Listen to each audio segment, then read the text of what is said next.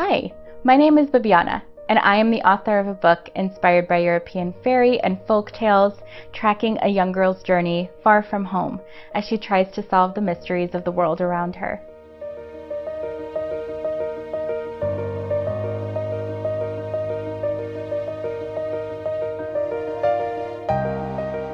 This book examines the idea of exploration and feeling stuck in your life.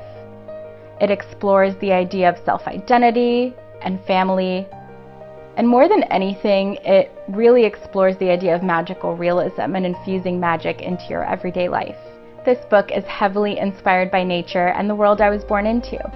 Quaint cabins and opulent castles, towering mountains and dense forests, pine trees and powdery snow. Throughout my book, I've woven in inspiration from the fairy tales I watched and read growing up as a kid, but also ideas of modern mythology and monsters from my time in the United States. It's a really unique perspective that nods to my heritage and my roots, but also puts a different spin on things.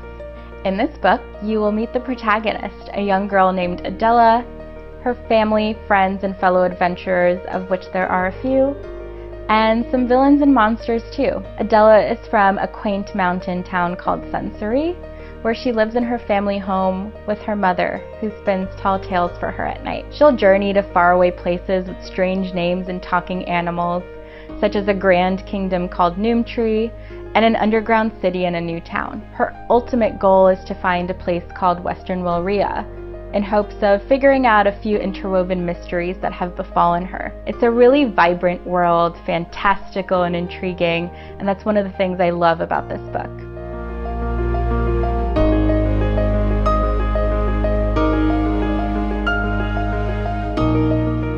One of my favorite chapters in this book is when Adela is venturing through a new forest and she comes across a man sitting by a riverbank. The story is based off of a mythological creature in Slovak folklore, and it has to do with teapots and souls, and it's really quite creepy. It's an important lesson for Adela at this point in time because she realizes that not everyone she encounters on her journeys has good intentions or a good heart. It teaches her to be more perceptive, to trust her gut and intuition, and to temper her curiosity, within reason, of course. My hope for this book is that you can sit and enjoy it, either in one sitting or over a few.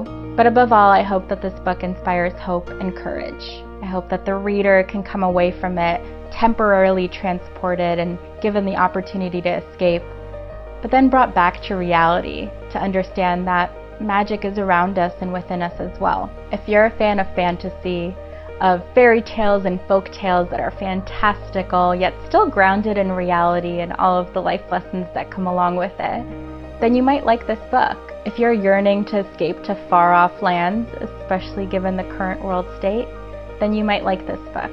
If you're a fan of authors like Roald Dahl or Neil Gaiman, whether you're young or old, then you might just like this book. My name is Bibiana, and this book is about a girl's far-off journeys and the magic within.